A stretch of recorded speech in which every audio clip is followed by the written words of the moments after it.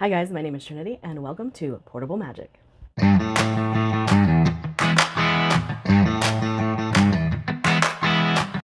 Hey everybody, I am back and I am back to tell you about the books that I read in June. As you guys know, I was on vacation. I came back and got sick, like immediately got sick. So I'm still dealing with a little bit of nasal issues due to that, but I'm feeling good and I am very excited to get started in the second half of this year. But I figured I needed to do my June wrap up first before I can get into the more exciting things that are going to come along in the second half of 2023. So I have a little bit of a disclaimer here. I was on vacation. My husband was off for 18 days. So there was not a lot of reading that happened. I did think I was going to read a little bit while I was on vacation because we were going to the beach. I had my Kindle with me. I had my headphones with me ready to just read while we sat around. I didn't sit around. I participated, which was really something I was not expecting. I really just enjoyed my time on the beach. I will be doing some B-roll when I go to my vlog so you guys can see all of that. Obviously, I'm the one behind the camera, so you won't see a lot of me, but you'll see my family. And I just had a great time. Now, some hiccups happened along the way on vacation, which could have also lent to me not reading because I was kind of in a little weird headspace, but we'll get into that in vlogs and stuff like that. So I am very excited about what I did read, and I'm very excited about what I'm going to read moving forward because SPSFC has ended. Now, on that note, I read one of the books and not the one that I said I was going to read. So I do still have plans to read The Last Kiss of the Universe. It's just not super high on my priority list right now. I have started it, so I will probably continue like chipping away at it. But let's get to what I did read. In June, I read 8 books with 0 DNFs. That's actually pretty dang good considering there were 18 days of no reading for me at all whatsoever. But that is a little misleading because I only read 2,839 pages. So some of these were fairly short books. But I did have a great time with what I read. Obviously, I didn't DNF anything, which is shocking for me. But I don't know, I just had a great time. In June, I read 3 horror, 3 sci-fi, 1 fantasy, and 1 romance. Now, if you guys have been around for a while, you will know that horror is actually my first love. I had a little bit of a return to horror this month, so that's probably why I was enjoying the books I read so much. But T. Kingfisher, Grady Hendrix, those are books that I love, authors that I love, that I just wanted more of in June. And so I didn't read a whole lot of fantasy. I did read some sci-fi, but horror kind of took the cake this month, and we'll talk about that too. I also read all adult in June, so that again could be adding to why I felt the month was so good. So let's get into the books. Now, 2 of these books I only own 1 of these books physically, but 2 of them I had planned to buy and then just didn't. I didn't go book shopping while I was on vacation. And so all of these were either audio or ebook, and there was kind of no way around that with the reading that I was doing. The first book I read would be How to Sell a Haunted House by Grady Hendrix. Guys, I loved this book. Now, I was aware that there was going to be some commentary on some trauma issues that were going to hit close to home for me, and I say for me, for my family. There's been some things that have come up over this last year that were talked about, discussed on my Discord, and so one of my friends let me know, hey, with what you've been going through over the last year, I don't know if you want to pick this book up, but it might actually like trigger some things. So I was aware of that whenever I went into it. However, I thought it was so well written and the trauma felt so real for me, especially because it was recent trauma for me. And so it made it like all the more impactful. But Grady Hendrix, if you don't know, always uses horror as a way to show the legitimate horrors of our world and uses this vampiric background or a haunted house background to lay the groundwork for very real horrors that everyone faces in life. The Southern Book Club's Guide to Slaying Vampires tackled racism. This one tackles trauma. I have Horror Store on deck. You guys will see that. I really love his social commentary. And I think that he presents it in a way that is very digestible, but still very impactful. And so I have just been enjoying that about Grady Hendrix through my whole reading experience of his books. And this one did not let me down at all. I absolutely love it. I highly recommend it. I think that Grady Hendrix should be on everyone's list if you can do horror, because all the reasons I just said. And then I picked up my last SPSFC book that I actually read, and that would be Melody by David Hoffer. Now, here is the thing. I'm not a big fan of techno thrillers, and I knew that going into this, so it was kind of middling for me. I didn't latch on to the characters. I didn't latch on to the story. I didn't really care about like the concepts and stuff like that because it's not something that interests me. So I did try to rate this based on other factors, not my enjoyment, which I've had to do a lot with SPSSC books because we've had many discussions, and I will go into that later on. But, you know, if it's not something that is intriguing to me, well, I'm just not interested. And usually I will DNF because it's not what I thought it was, or, you know, I was the wrong person for that book, but because it was SPSFC, I had to rate it. And like I said, it came a bit middling for me. But if you like techno thrillers, I do think that this is a well-written one. It's just not my thing. And then I finally read The Archive Undying. I've had the arc of it for a little bit, and whoa, this book is weird. It's straight weird. Now, if you like Essa Hansen, like the Graven series and stuff like that, I do think there's a chance that you will like The Archive Undying. This is AIs that are worshipped as gods, and oh, so many crazy things happen. This book is confusing. It's convoluted. It goes all the way in one direction and then again all the way in another direction. I don't know what to even say about this book other than that, because I was confused through a lot of it, and I felt like I was missing pieces of information through a lot of it, which typically it doesn't bother me. Like, I like putting the pieces together as we go. That doesn't bother me at all. But I just kind of finished this book going, what did I just read?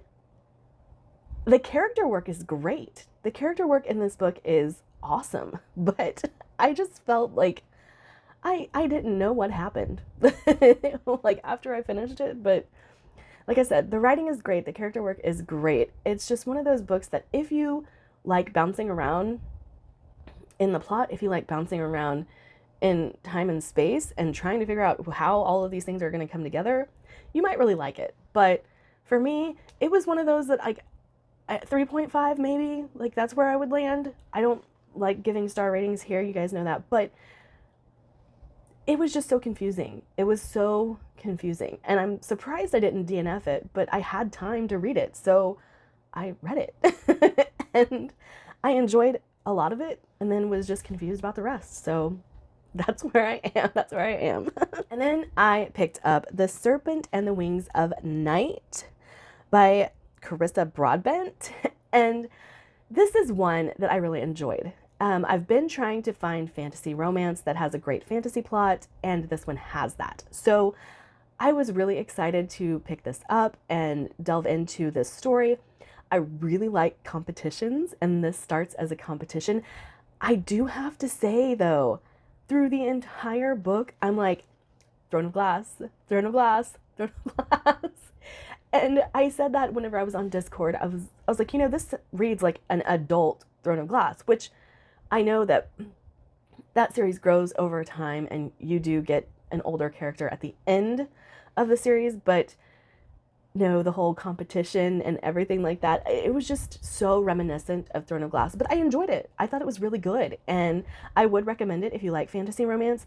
I'm not big on books that read like other books. I'm not really big on derivative type stories, but I think with this one, it's different enough that I enjoyed the parts that were different without being bogged down by the fact that it read so much the same, if that makes sense. But yeah, I think it was good, and I do plan to continue. I think it's a duology. It might be a trilogy. Don't quote me on that. But I enjoyed it. And then, of course, I read Love Theoretically. Now, this one I do have en route to me. I have purchased it. It just hasn't got here yet. But because I pre-ordered the audio, it showed up just as I was leaving for vacation, and I read it or listen to it in a day because I love Ali Hazelwood so much. She gets me. She gets me. The fanfic writing style I absolutely love.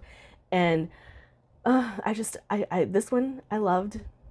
I loved this one almost as much as the first one. What was it? The Love Hypothesis. Now, I didn't like these characters as much, and you might be able to figure out why I didn't like these characters as much as I love the ones in the Love Hypothesis, but that did not hinder my enjoyment of it. I would still highly recommend this one. I would highly recommend Ali Hazelwood. I have now read everything she's released, and I can't get enough. I can't get enough. Then I picked up A House with Good Bones by T. Kingfisher. We all know I love T. Kingfisher. I love Grady Hendrix. So picking up these two in June just kind of made my month. Now, this one also deals with a lot of the same topics that How to Sell a Haunted House deals with. They read very similarly to each other. However, if you know anything about Grady Hendrix or T. Kingfisher, they are their own people and they have their own thought processes. And so even though the themes were kind of the same, the plot was a little bit kind of the same, they were very different in how they were delivered. And I loved A House with Good Bones, but man, it was a little creepy at times.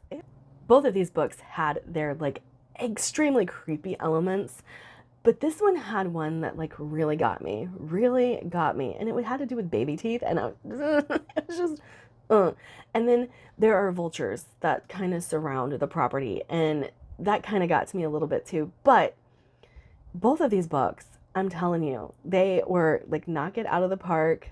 Great reads, great reads. And if you have a thing with dolls, I forgot to mention this about Grady Hendrix, How to Sell a Haunted House. That can creep you out. That can creep you out. Now, my only real disappointment is the one I read while I was on vacation, the only one I read while I was on vacation, and I only read it because it was so short, and that would be Nothing But Blackened Teeth by Cassandra Chaw. I didn't like this one, and I think it was because there was nothing to the story. It was nothing new.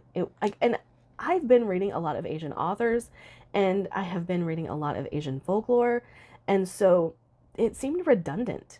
And like it was a good introduction to all of these fantastical things found in Asian folklore, but other than that, I don't remember anything about the story. And it was only like 200 pages or something like that. So it went in and out of my brain.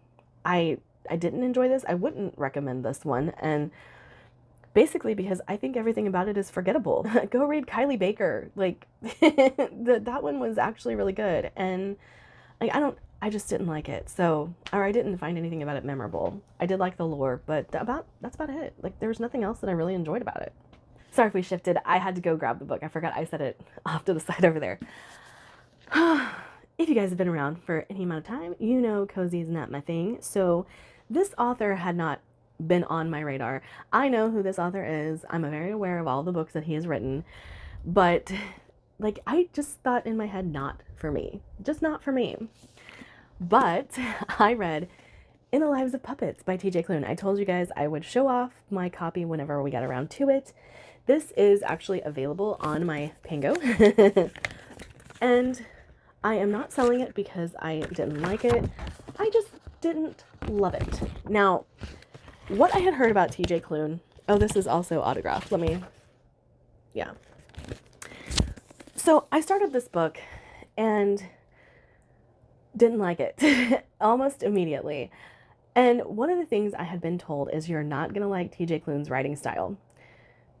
So I'm not going to like the writing style. I don't really like cozy. There have been some that have worked for me, but it's not my thing. Now, found family can get me pretty easily, pretty quickly, you know? And so I was like, well, I got it from Fairy Loot, so I paid a pretty penny for it. It's a beautiful book, so I want to know if I want to keep it. Unfortunately, the characters in this book irritated the crap out of me. Now, like I said before, I had a lot of reading time, so I was not, like, okay, we've got to move on. And I just kept listening to it. It's one I got from Libby. If you guys can't tell, most of what I read was what I got from Libby. But There are a few characters in this that have like no agency, but are very flamboyant. And I'm like, this is not coming off well. Like, knowing that TJ Klune is gay himself, and then writing these characters that seemed very stereotypically gay, I was like, what are we doing? But, you know, I just couldn't get past that. They were irritating the crap out of me, and I was like, okay, I'm about done with this. However, when a new character is introduced to this story, it has a bit of a shift. And I really, really enjoyed it from that point on. The second half of this book is a 5-star read. Absolutely loved it. The characters did eventually grow on me. I got to the point where I was attached to all of them, but I don't see myself ever calling this a favorite. Was it the best read of the month? I mean, it has to go up against Grady Hendrix and T. Kingfisher, who happen to be favorite authors of mine. So I do think it's one of the better books that I've read this year, but I don't love it. And I don't love TJ Klune's writing. They were like, whoever told me that, they were right. And so I'm glad I tried this one because I did end up loving the characters. I did end up loving the story. It just kind of fell in the middle for me writing style wise though. And so I'm not intrigued to pick up any more TJ Klune. There is one of my friends, Donna, who is very much trying to convince me to pick up Wolfsong because she's like, no, this is different. This is different from what he's written before. And because of what you said about In the Lives of Puppets, I do think you will like it. But yeah, this was a semi-miss for me in that regard, but also a big surprise, a pretty big surprise. So, I mean, take that for what it is because, again, I ended up loving this book, or ended up loving the second half of this book. Still kind of can't get over the fact that for the first half, they irritated the crap out of me. The characters did. But yeah, I mean, if you like TJ Klune, if you've read other TJ Klune, I definitely think this is worth picking up. He's not the author for me. Not the author for me. That's about all I can say about that. All right, that is it for my video today. I hope you guys have a wonderful day. And if you are interested, check out my links down below.